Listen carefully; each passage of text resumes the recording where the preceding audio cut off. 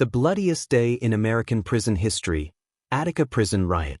The yard at Attica Correctional Facility was never quiet. Metal gates echoed. Boots scraped concrete. Voices carried between stone walls built to last longer than the men inside them. But on the morning of September 9, 1971, something was different. A tension sat in the air, heavy and watchful, like the prison itself was holding its breath. Attica stood in upstate New York, a fortress of gray stone and iron bars. By 1971, it was severely overcrowded. Inmates slept in cells designed for fewer people, worked long hours for minimal pay, and lived under rules that allowed little communication with prison leadership. Complaints about medical care, food, and treatment had circulated for years, quietly ignored or buried under procedure. That morning, a routine escort went wrong. A small confrontation between inmates and guards escalated quickly. Voices rose. A gate was rushed. Within minutes, hundreds of incarcerated men surged into the prison yard, overwhelming control points with sheer numbers. Guards retreated. Keys fell. Radios crackled with confusion. By the time state officials realized what was happening, Attica had lost control of its heart. The inmates didn't scatter. They gathered. The prison yard filled with bodies, not chaotic but organized. Groups formed. Men stood shoulder to shoulder, aware that whatever happened next would define their lives forever. Several correctional officers were taken hostage during the confusion, moved to the center of the yard as human shields against an uncertain future. Word spread fast. Attica was no longer under full state control. Inside the yard, inmates began to speak, not in whispers, but openly. Grievances that had been bottled up for years poured out. They demanded better medical treatment, fair wages for prison labor, access to education, protection from abuse, recognition of basic human dignity. These weren't demands shouted into the void. They were written down, organized, read aloud. Outside the walls, the news exploded across television screens and radio broadcasts. America watched as Attica became a symbol, not just of incarceration, but of everything boiling beneath the surface of the prison system. State officials arrived quickly. Negotiators stood outside the walls, unsure how to proceed. The fear was obvious. If Attica could fall, so could other prisons. And if this situation ended badly, the consequences would ripple nationwide. Inside the yard, the atmosphere shifted between hope and dread. Some inmates believed negotiation could work. Others feared retaliation. Everyone understood one truth: surrender without guarantees could be deadly. Hostages sat among the inmates, guarded closely but not harmed. In fact, several later reported that inmates protected them from violence, understanding that their safety was the only leverage the uprising had. The world beyond the walls debated what to do. 4 days passed. Civil rights observers entered Attica. Lawyers, journalists, community leaders. They listened as inmates read their demands again and again, asking not for freedom, but for fairness. Negotiations stalled. Each hour that passed hardened positions on both sides. State leaders feared appearing weak. Law enforcement prepared contingency plans. Tactical units gathered nearby, waiting for an order that had not yet come. Inside the prison, rumors spread like wildfire. Some inmates heard talks were going well. Others heard force was inevitable. Food supplies dwindled. Sleep became impossible. Every helicopter passing overhead sounded like a warning. On the morning of September 13th, the tension snapped.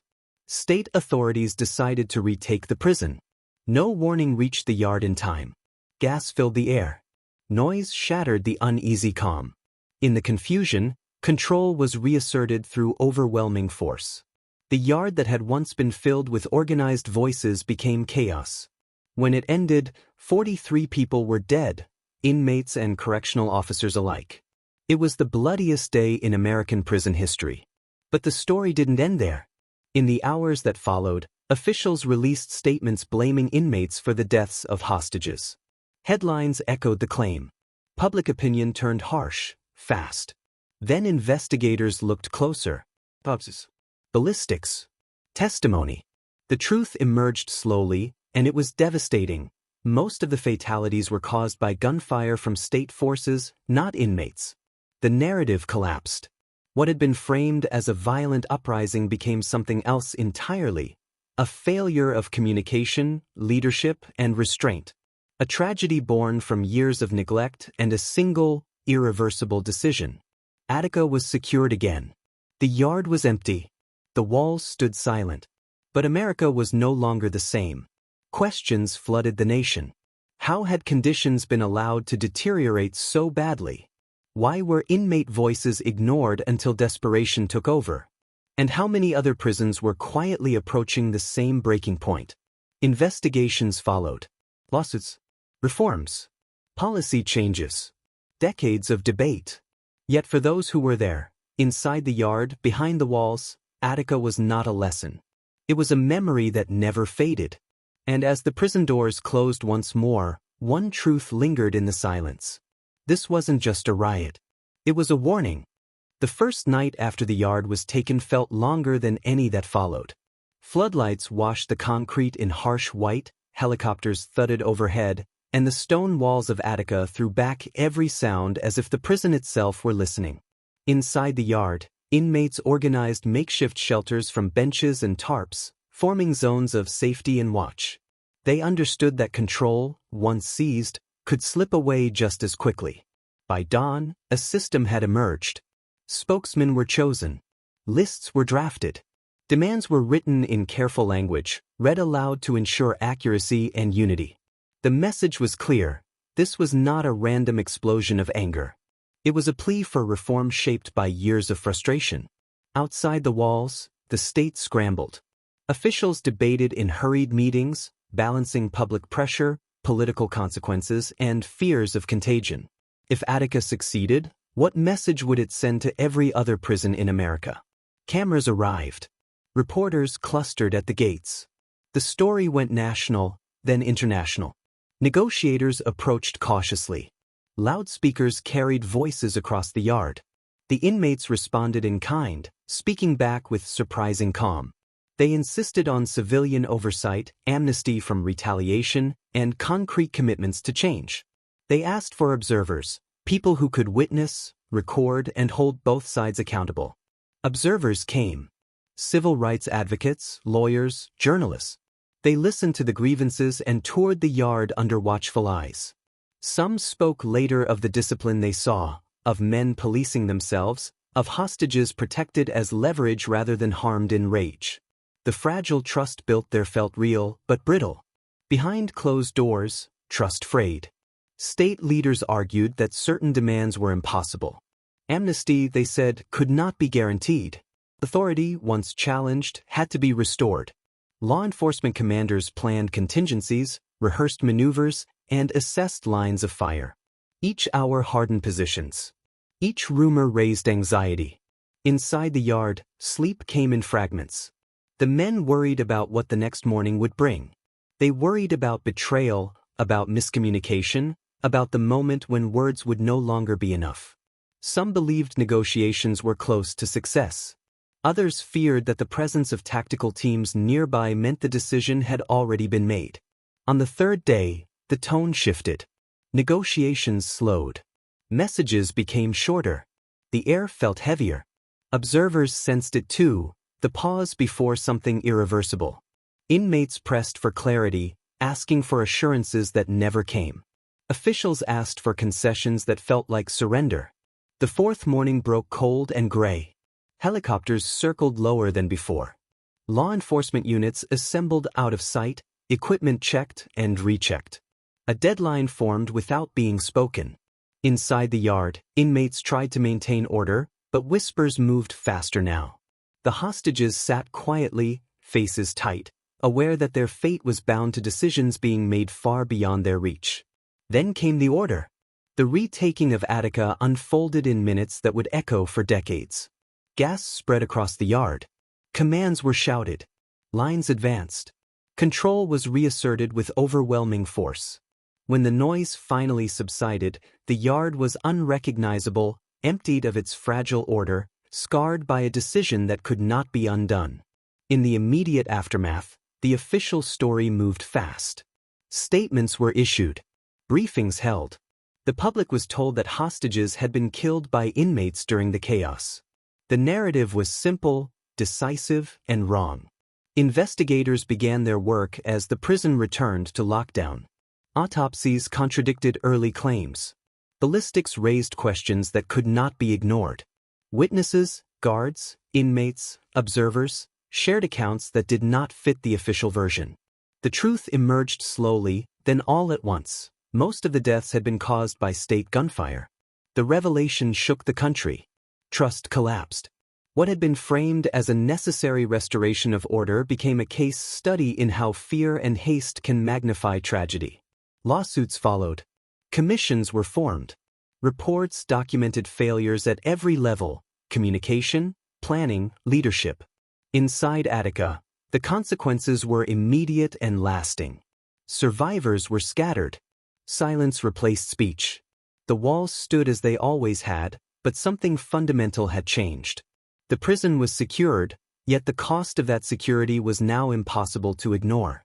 Outside, the impact spread. Policymakers debated prison conditions with renewed urgency. Oversight increased. Reforms were proposed and, in some cases, implemented. The language of inmate rights entered mainstream discussion, no longer confined to advocacy circles. Attica became shorthand, a warning invoked whenever unrest simmered elsewhere. But for those who lived through the 4 days, history felt personal. It was the memory of a yard filled with voices asking to be heard. The memory of negotiations that almost worked. The memory of a decision that ended them. As investigators compiled their findings, one question hung over every report and hearing. Could this have ended differently? The evidence suggested yes. Better communication. Genuine concessions. Restraint. Each had been available, at least briefly. Each had slipped away. By the end of the year, Attica was no longer just a place. It was a symbol of what happens when systems ignore grievances until pressure finds its own release, of how quickly control can be reclaimed and how slowly trust can be rebuilt. And as the nation absorbed the lessons, another truth settled in. The bloodiest day had come not from chaos alone, but from a failure to listen. When the gates finally closed and Attica returned to silence, the quiet felt unnatural. The yard that had carried voices, demands, and negotiations was empty now, scraped clean and guarded by men who avoided looking at the ground for too long. Inside the cell blocks, survivors lay awake, replaying the sounds they could not forget, the shouts, the confusion, the sudden end. For the families outside, the waiting began. Names trickled out slowly. Inconsistent lists. Conflicting statements. Loved ones stood by phones and television sets, desperate for clarity. What they received instead was uncertainty. The state's early narrative held firm for days, insisting that hostages had been killed by inmates during the retaking of the prison. Headlines hardened that claim into belief. But evidence has a way of insisting on itself. Autopsies were conducted. Ballistics reports compiled. Medical examiners documented wounds that didn't match the official story. As investigators compared notes, the cracks widened. The truth, uncomfortable and undeniable, surfaced piece by piece. Gunfire from state forces had caused most of the deaths. The revelation hit like a second shockwave. Public trust wavered. Lawmakers demanded answers. Journalists dug into records that had never been meant for daylight. Witnesses, emboldened by the evidence, spoke openly about what they saw: the gas, the chaos, the lack of warning, the speed with which force replaced dialogue. The narrative flipped. What had been presented as a necessary restoration of order became a cautionary tale of escalation. Hearings were convened. Commissions formed. Reports cataloged failures, not just of tactics, but of judgment. The questions grew sharper. Why had negotiations stalled? Why were demands dismissed rather than addressed? Why was time treated as an enemy instead of an ally? Inside Attica, accountability felt distant. Inmates were transferred. Isolation replaced community. The fragile sense of being heard vanished overnight. Guards returned to routine, but routine carried a new weight. The memory of those days lingered in every corridor, every roll call, every lock snapping shut. Outside, lawsuits stretched on for years. Families fought for acknowledgement, compensation, and an official reckoning. Some victories came late, too late to heal what had been lost. Yet each ruling, each settlement, carved the truth a little deeper into public record. Attica reshaped the national conversation. Prison oversight changed. Policies on use of force were re-evaluated. Independent monitoring gained traction. The language of rights, medical care, humane conditions, due process, moved from the margins to the center of debate. Other prisons studied Attica not as an anomaly, but as a mirror. If you think this story was intense, you're not ready for the next one, subscribe so you don't miss it.